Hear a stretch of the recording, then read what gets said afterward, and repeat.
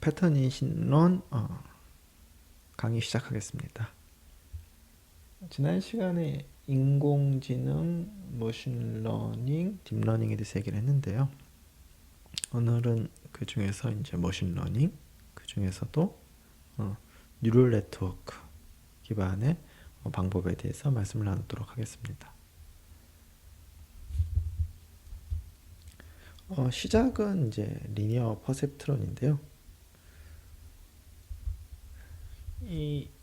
우리가 레고 블록을 갖고서 만들 수 있죠. 저런 멋진 것도 만들 수 있고 다양한 걸 만들 수 있는데요. 그러면 이제 궁극의 어떤 지능을 가진 하드웨어, 이 뇌를 만들려면 그럼 뇌의 빌딩 블록이 뭔가 관심 갖는 게 굉장히 자연스럽죠. 그래서 뇌의 빌딩 블록이 무엇인가? 그래서 뇌의 빌딩 블록이 이제 뉴런이라는 거죠. 뉴런. 그래서 뉴런이라는 거를 잘 만들면 하나를 잘 만들면 그것들을 연결하고 붙이고 해서 그러니까 뭔가 인공지능에 사용할 수 있는 하드웨어를 만들 수 있다. 이게 이제 시작이 되겠죠. 그래서 이 이야기는 굉장히 오래된 이야기고요. 50년대까지 거슬러 올라가는 것 같고, 그래서 그 뉴런이라는 거를 하드웨어로 잘 만들어서 소프트웨어일 수도 있고 만들어가지고 그것들을 붙여가지고 지능이 필요한 일을 처리하는 머신을 만들겠다 이런 생각을 하는 거죠. 그래서 퍼셉트론은 이제 퍼시브와 뉴런의 붙임말인 거죠. 그러니까 뭔가 판단하는 뉴런, 퍼셉트론 되는 거죠. 이건 기본적으로 리니어 클래시파이어고요. 리니어 클래시파이어 하면 이제 점점 더 의미가 명확해지겠지만 리니어 클래시파이어라는 건 먼저 우선 클래시피케이션을 해야 되겠죠. 이거는 1이다, 저거는 마이너스 1이다. 그러니까 두 개로 여러 멀티 레이블도 있겠지만 기본적으로 클래시피케이션을 해야 되겠죠. 그 다음에 클래시피케이션하는 바운더리가 리니어, 직선인 거죠. 그래서 선형 클래시파이어가 되겠습니다. 그러니까 우리가 입력이라는 게 결국은 숫자들의 어레이인 거죠. 숫자들의 어레이. 그러니까 숫자들이 이렇게 뭉태기로 들어가는 거죠. 그게 말이건 비디오건 문장이건 간에 결국 어떤 식의 숫자의 어레이로 표시가 되는 거죠. 숫자의 어레이가 들어가는 거고 여기서 이제 x라고 표시를 했죠. 그랬을 때 그 x가 들어가게 되면 최종적으로 어떤 결과가 나와야 되는데 우선은 그냥 바이너리 클래시피케이션 플러스 마이너스 1 두 개 결과가 나온다고 하겠습니다. 그러니까 이메일이 들어가면 이게 스팸이다, 스팸이 아니다가 나온다든지 어떤 그 의료 사진이 들어가면 이 사람이 어떤 이쪽 의심되는 이 병이 의심된다와 그렇지 않다가 나온다든지 그런 상황인 거죠. 근데 이제 여기서 말하는 리니어 클래시파이어는 이렇게 디시전 룰이 이런 거죠. 그러니까 입력으로 x1부터 xn까지가 들어가는 거고 내부에서 이런 수학적인 오퍼레이션을 해서 출력이 플러스 마이너스 1이 나오는 거죠.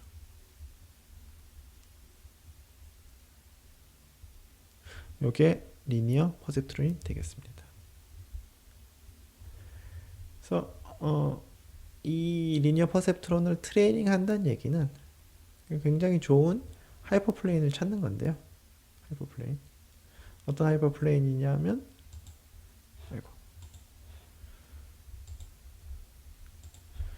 이 마이너스, 그러니까 얘가 들어가면 마이너스 1이 나와야 되는 거죠. 얘가 들어가면 마이너스 1이 나와요. 얘가 들어가면 플러스 1이 나. 그러니까 우리가 이 입력이 들어가면 저게 나와야 된다.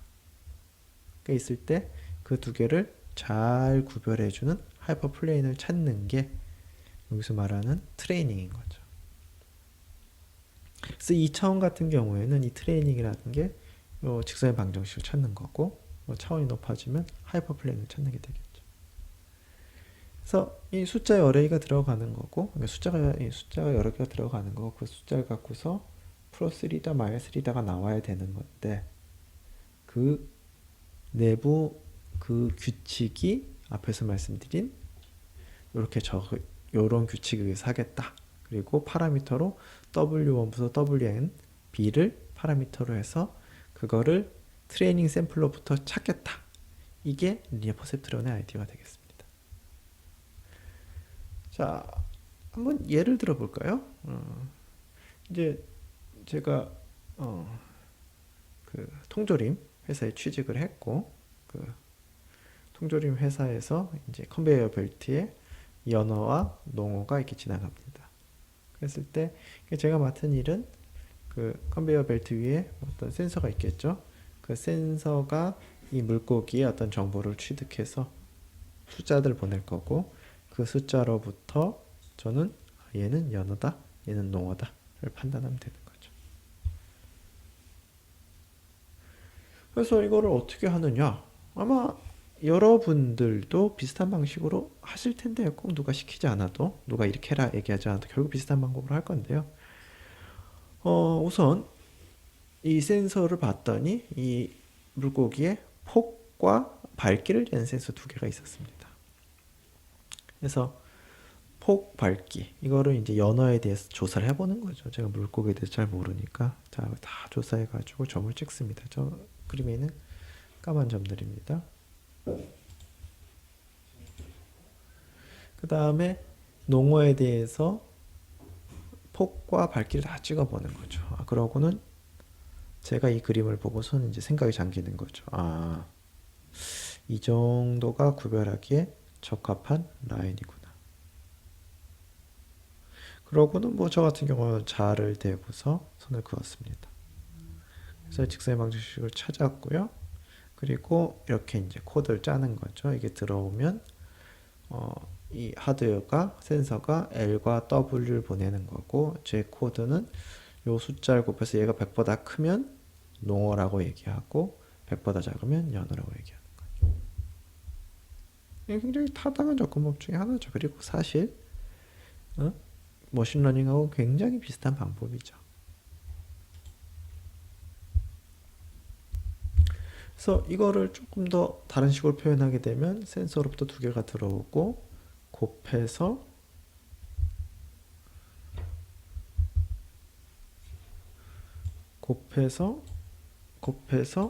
더해서 뭔가 논리니어 오퍼레이션을 취하는 거죠. 그러니까 제가 만든 그 코드가 사실은 기능적인 측면에서 봤을 때 이거 아까 리니어 퍼셉트론이었죠. 그거랑 굉장히 유사한 거죠. 그러니까 뭐가 입력이 들어오면 숫자를 곱해서 더해서 논리니어 오퍼레이션을 취한다. 이게 그러니까 퍼셉트론인 거죠.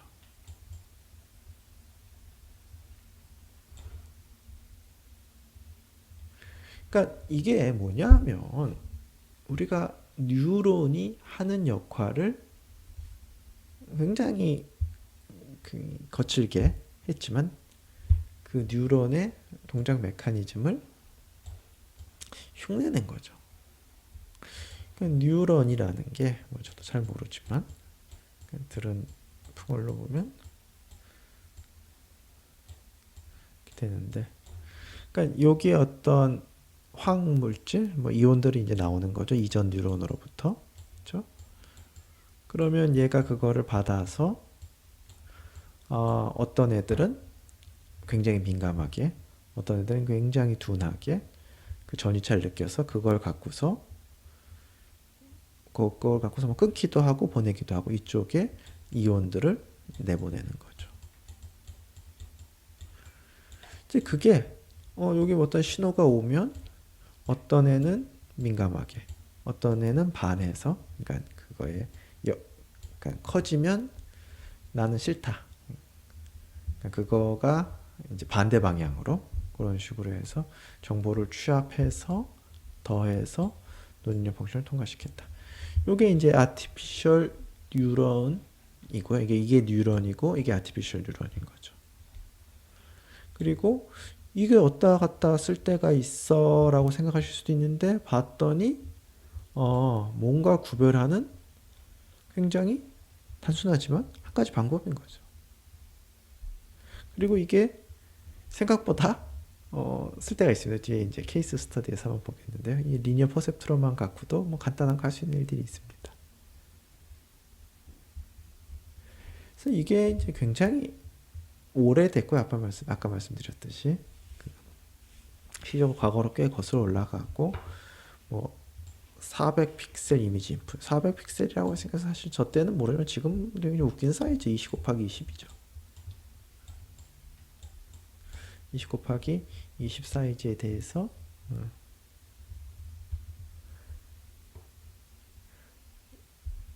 이런 걸 넣으면 거기에 대해서 뭐 플러스 3다 마이너스 3다 하는 거죠. 뭐 저도 이게 정확히 어떤 하드웨어인지 모르겠는데요. 그러니까 이런 것들을 뉴런 하나를 힘들게 만든 거죠. 지금은 뭐 코드로 몇 줄 써서 그렇게 간단하게 하겠지만요. 그래서 이제 뭐 그때 기사인데요. 네이비가 그러니까 이게 역시 군에서 돈을 많이 써서 만든 모양이네요.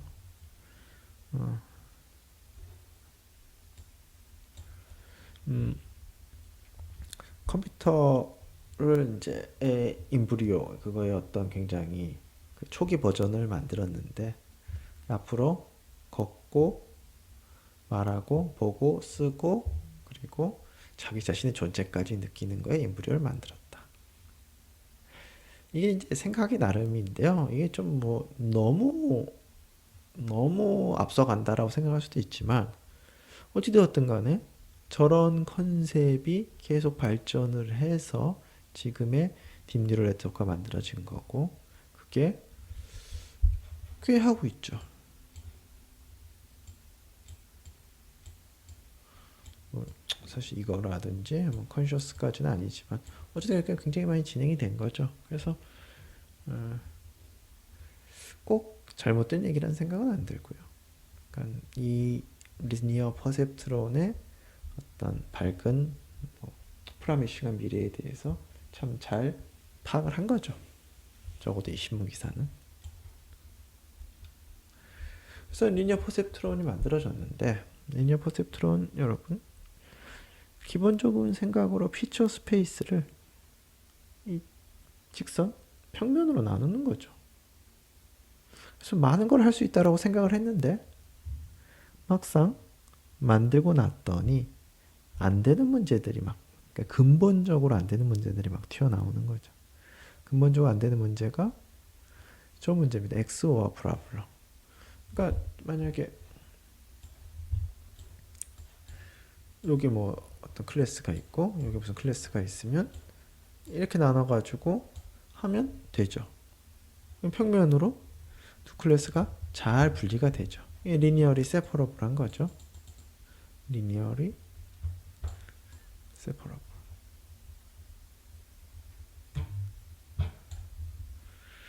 근데 이거 같죠. 우리는 명확하죠. 이쪽은 딱 샘플 4개만 있는데 이쪽은 클래스 1, 이쪽은 클래스 2. 근데 이게 어떤 하이퍼 플레인으로 저기 분리가 안 되는 거죠. 그러니까 이런 단순한 것도 근본적으로 할 수 없는 상황이 된 거죠. 그래서 뭐 이거 갖고 뭐 어디다 쓰냐 뭐 이런 얘기 나올 법도 하죠. 이 시점에서. 그렇죠? 근데 이거는 리니어 퍼셉트론으로 해결할 수 없는 경우가 많고요. 이제 이걸 해결하려면 다음 단계가 필요하죠. 그래서 나온 게 이제 멀티 레이어 퍼셉트론. 그러니까 의외로 그러니까 리니어 퍼셉트론 갖고서 못하는 건 그냥 당연한 거고 그렇지만 리니어 뉴런들을 좀 몇 개를 쓰면 층을 쌓아서 쓰면 이게 가능하다가 되겠습니다. 그게 이제 멀티레이어 퍼셉트론인데 그러니까 하나로 안 되면 여러 개 쓰자 이 얘기가 되겠습니다. 자 여기 이제 뉴런을 레이어를 쌓아가지고 표시한 건데요. 지금 이거 같은 경우는 레이어 하나, 레이어 2개, 레이어 3개가 되겠죠. 그 다음에 요게 뉴런 하나입니다. 뉴런 하나, 뉴런 2개, 뉴런 하나, 뉴런 2개, 또 뉴런. 그러니까 아까 만든 뉴런을 층을 이뤄서 잘 붙이면 층을 이뤄서 잘 쌓으면 내가 어떤 것도 분류할 수 있다. 이 뉴럴 네트워크가 핵심인 거죠. 그러니까 아까 같은 경우는 디시전 바운더리가, 그러니까 피처 스페이스를 나누는 게 직선만 가능했는데 이제는 임의의 모양을 할 수 있다. 임의의 모양을 근사할 수 있다. 이렇게 되겠습니다. 그래서 뉴럴 네트워크의 이제 수식을 볼 건데요. 자, 우리 아까 뉴런에 대해서 이렇게 모델링을 했었죠. 그렇죠? 근데 여러 개의 뉴런이 쓰인다면 이런 게 여러 개 있어야 되겠죠.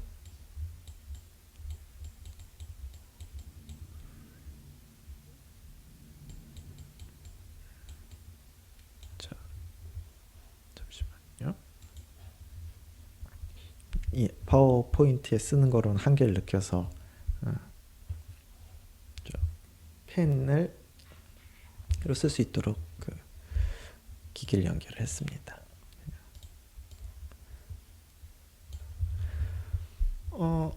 우리가 이제 뉴런이 하나 있으면 그 입출력 관계가 이렇게 쓸 수 있겠죠. 출력을 y1이라고 할까요? 뉴런이 하나 더 있고 뭐 n개 있다면 이렇게 쓸 수 있겠죠. 제가 뭘 쓸 때 뭐 특별한 언급이 없으면 이제 기본적으로 컬럼 벡터 기준입니다. 뭐 특별한, 제가 이제 컬럼 벡터가 아닐 때는 컬럼 벡터 아니라고 말씀드리겠지만 특별한 언급이 없으면 이렇게 되겠습니다. 당연히 W도 저렇게 생긴 애일 테고요. B도 저렇게 생긴 애겠죠. 컬럼 벡터. 참고로 말씀드리면 제가 본 수학 책들, 논문들은 컬럼 벡터가 굉장히 많고요.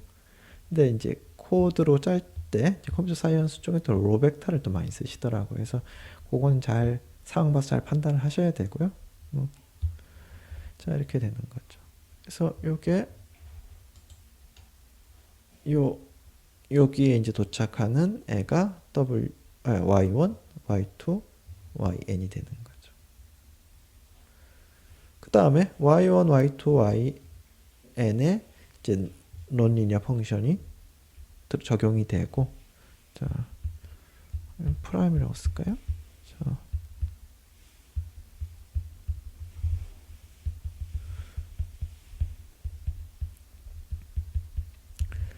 그 다음에 그 결과가 또 뉴럴 네트워크에 들어가는 거죠. V1이라고 쓸까요? 여기 문자가 바닥에 나는데요. 뭐 이따가 자, 매트릭스 노테이션 쓰게 되면 이제 다 해결이 되니까 우선 좀만 더 가겠습니다.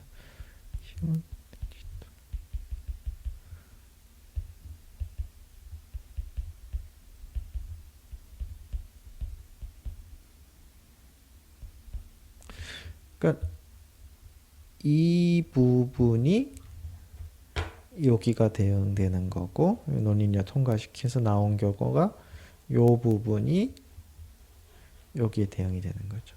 또 논리니어 유닛 통과하게 시키겠습니다. 이렇게 되겠죠.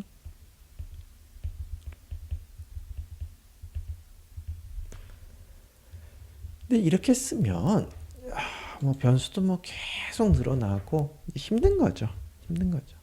그래서 이거를 매트릭스를 로테이션을 써서 자, 좀 더 쉽게 하겠다. 여러분들 뭐 요즘에는 제가 이제 학생분들하고 얘기를 나눠보면 선형대수를 공부해야 되겠다라고 느끼시는 분이 되게 많아요. 선형대수 공부해야 되겠다. 이게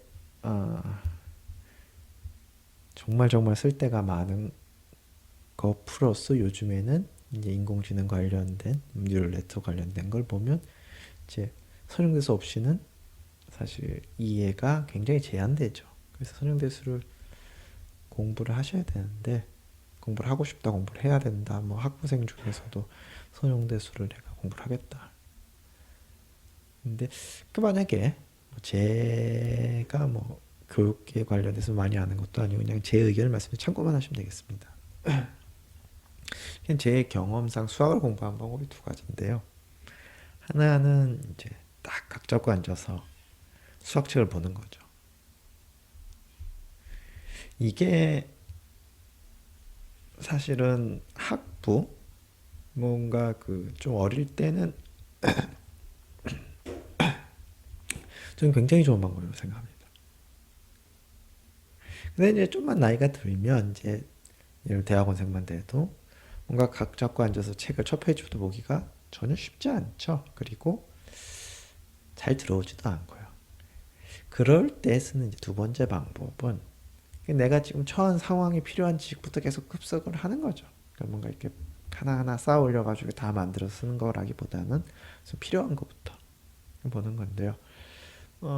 만약에 이제 지금 대학원생이 주로 들으실 테니까 저한테 만약에 물으신다면 어디서 딱 그 책을 하나 사서 첫 페이지부터 봐가지고 이게 지금 머리에 잘 들어오지도 않고 힘드니까 뭔가 이 상황에부터 지금 예를 들어서 이런 네트워크 이런 거부터 그다음에 이제 뭐 앞으로 하다 보면 이제 설명서에서 계속 나올 텐데요.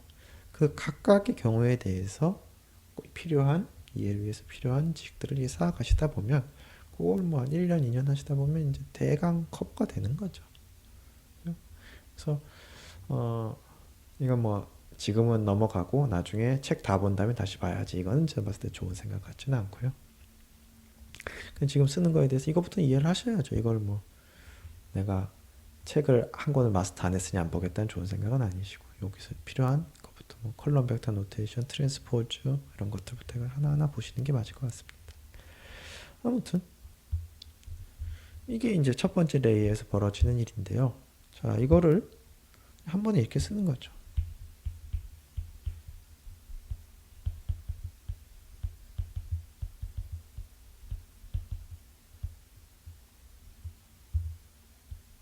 이 이제 로우 벡터라는 걸 강조해서 이렇게 썼습니다.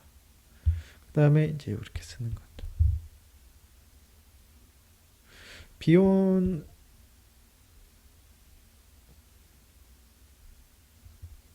제가 아까 말씀 잘못 드렸나요? B1부터 BN까지 그냥 스칼라인데 제가 마치 백단 것처럼 말씀드렸던 것 같기도 하고요. 좀 정정하겠습니다. 각각은 이게 스칼라죠. 얘는 벡터, 벡터, 벡터, 벡터 이렇게 쓰게 되면 얘가 W. 그러니까 이 통이 그냥 W, X 더하기 B. 얘는 매트릭스, 얘는 벡터. 한 번에 쓸 수 있는 거죠. 그 다음에 엘레먼트 와이즈 논리니어 펑션을 그냥 한 번에 이렇게 쓰면 되는 거예요.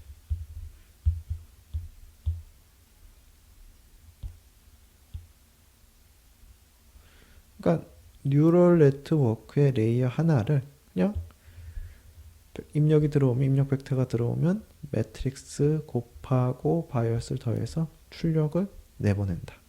이렇게 쓸 수 있는 거죠. 자, 그러면 다음 레이어는 어떻게 하면 되죠? 똑같이 하면 되죠. 그러니까 이 매트릭스 노테이션을 쓰게 되면 레이어 하나의 기술이 정말 간단한 거죠. 내가 100층짜리 이렇게 100층짜리 쌓지는 않겠지만 100층짜리 쓴다고 하면 이거 이제 100개 쓰면 되는 거죠. 자, 그래서 마지막까지 써보면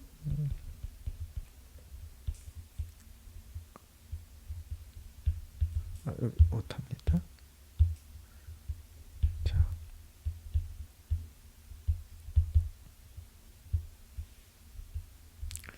이렇게 되겠습니다.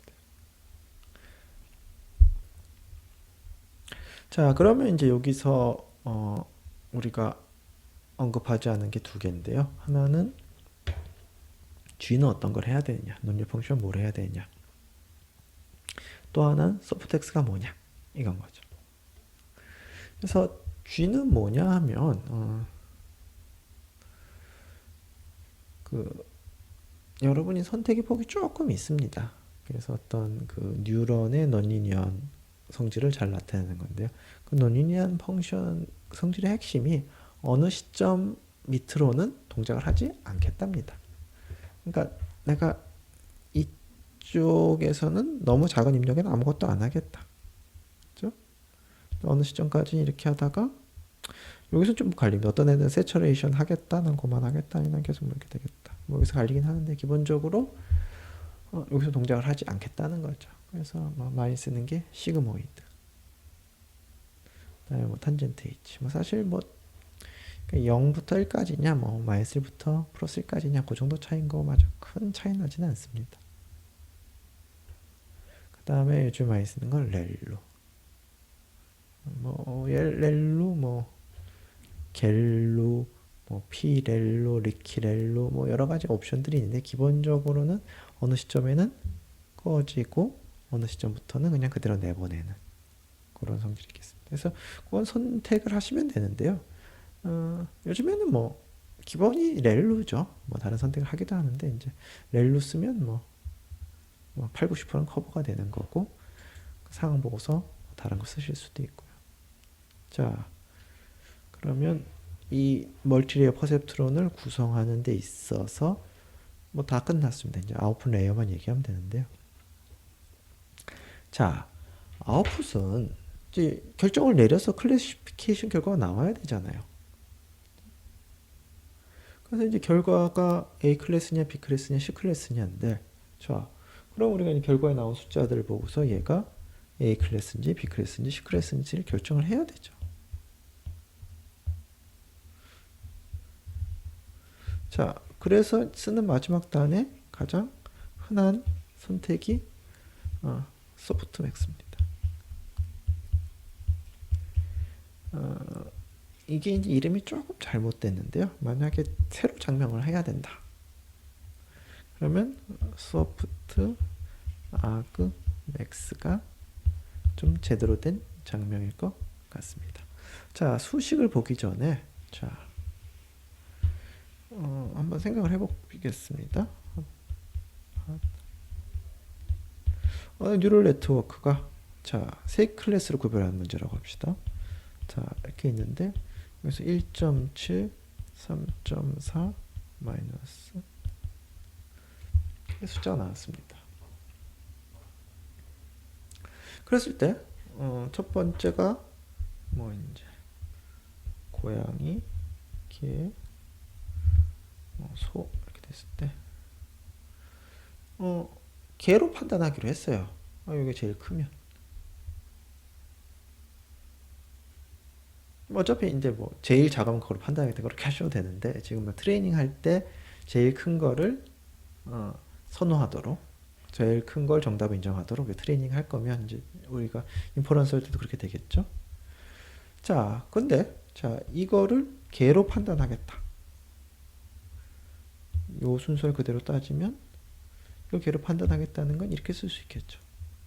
0, 1, 0. 아마 이게 그렇게 이름 부르진 않지만 하드 아그맥스라고 불리면 좋을 것 같아요.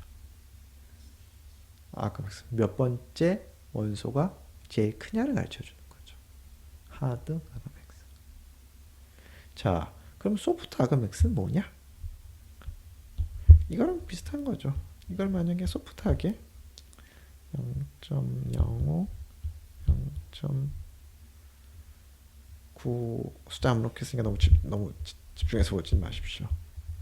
이렇게 좀 소프트하게 판단하면 얘가 소프트 아그맥스인 거죠. 그리고 소프트 아그맥스가 우리가 얘기하는 소프트 맥스인 거죠. 그러니까 기본적으로 소프트 맥스라는 건 이제 몇 번째 애가 제일 크냐를 원핫 인코딩 형식으로 보여주고 싶은 거죠. 이게 원핫 인코딩인데 앞으로 자주 나올 용어입니다. 원핫 인코딩. 그러니까 핫한 애가 하나 있는 거죠. 그러니까 100은 개, 010은 아니 아까 고양이라고 했나요? 하여튼 100은 뭐, 010은 뭐, 001은 뭐 이렇게 표시하는 게 이렇게 표시하는 게 핫 인코딩, 원핫 인코딩이고요. 그거를 소프트하게 해주는 게 이제 소프트 맥스인 거죠. 자, 수식으로는 어떻게 되냐? 요 이제 원핫 인코딩 이런 거에 대해서 이제 생각해 보면 만족해야 될 조건이 자, 합이 1이 되면 좋겠죠? 이렇게 합이 1이고 그 다음에 가장 큰 애는 1로 가면 좋고 가장 작은 애, 뭐 가장 작은 애가 아니라 가장 크지 않은 애는 다 0으로 가면 좋고 그리고 미분 가능하면 좋고 그 조건을 만족한 걸 찾은 거죠. 그래서 소프트 맥스는 A, B, C가 들어가면 이게 나오는 겁니다.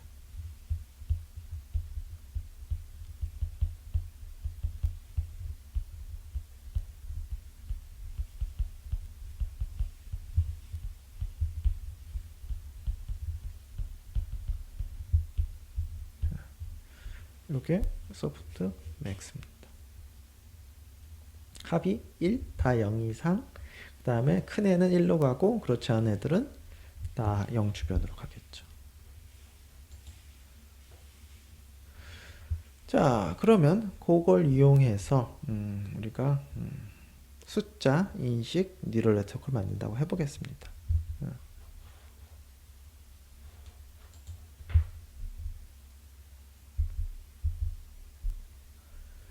자, 입력은 가로폭이 10, 세로가 14개. 그래서 140차원이 되겠습니다.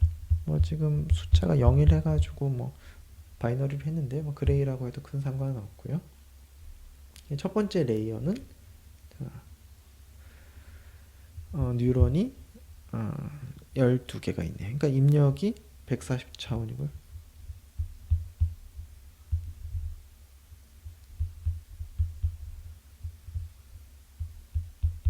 140차원. 근데 중간에 이제 뉴런이 12개가 12개 숫자? 제가 막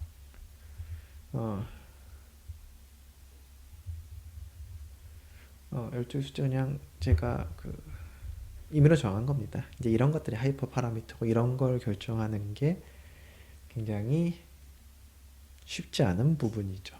경험이 많이 필요하고 트라이얼 에러로 해야 되고 그리고 이런 거를 자동으로 하겠다. 이게 이제 메타 러닝까지 가는 거죠. 뭐 어떻게 러닝하는 게 좋은지에 관한 메타 러닝. 자, 140차원이 들어가서 12차원이 나와야 되니까요. 이 매트릭스는 우리가 컬럼 벡터 노테이션을 쓴다면 이렇게 되겠죠. 그래서 이 부분 그다음 바이오스도 해야 되니까 얘가 WX 그다음에 뭐 논리니어로 뭘 할까요? 아까 말씀드린 렐루로 할까요? 렐루. 자, 이렇게 되면 12개의 12차원의 벡터가 나오는 거죠. 그 다음에 이제 우리가 10개의 숫자를 구별한다고 했을 경우에 자,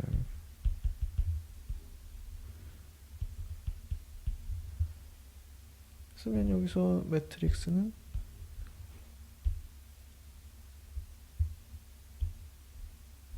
W2는 12차원이 들어가 이렇게 돼야 되고 B2는 그러니까 요 결과에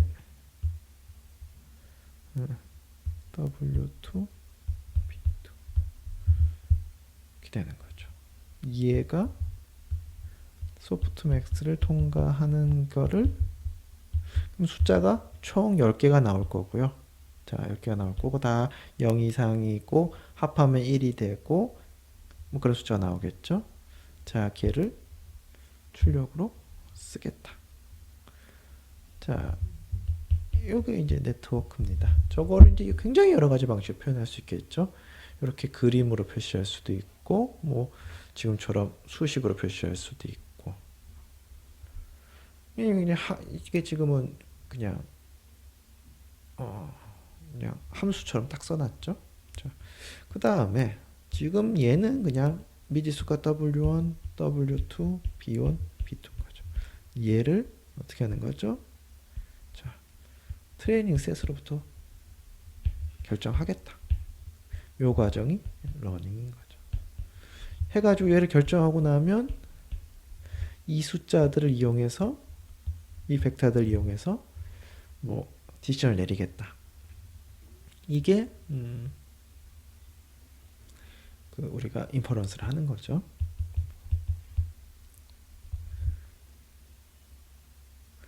여기 이제 여러분들이 좀 조심하셔야 될 게 있는데 뭐 자, 여기서 나온 값이 확률값이냐? 이게 이제 확률값이냐?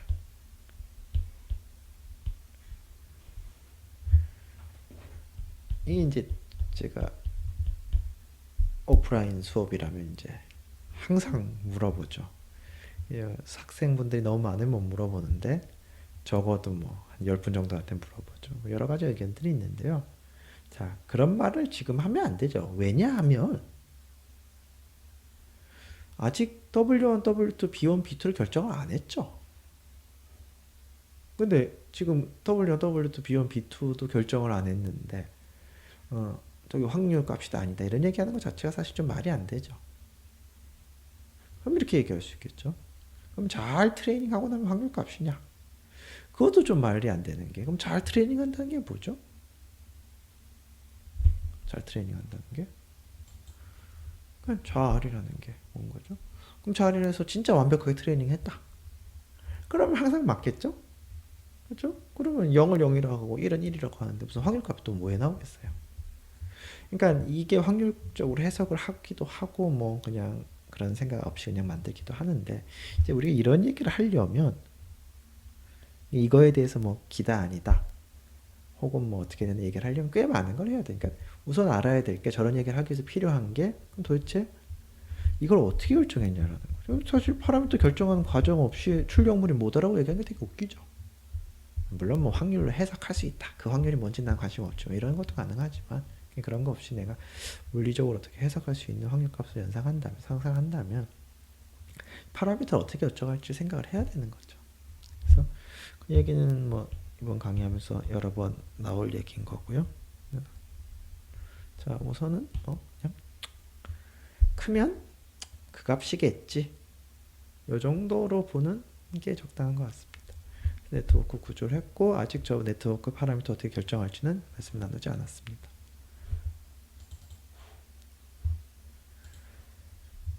자, 그래서 네트워크의 포워드 패스, 멀티레이어 퍼셉트론에 앞으로 갈 때 어떻게 할지는 지금 얘기를 나눴고요.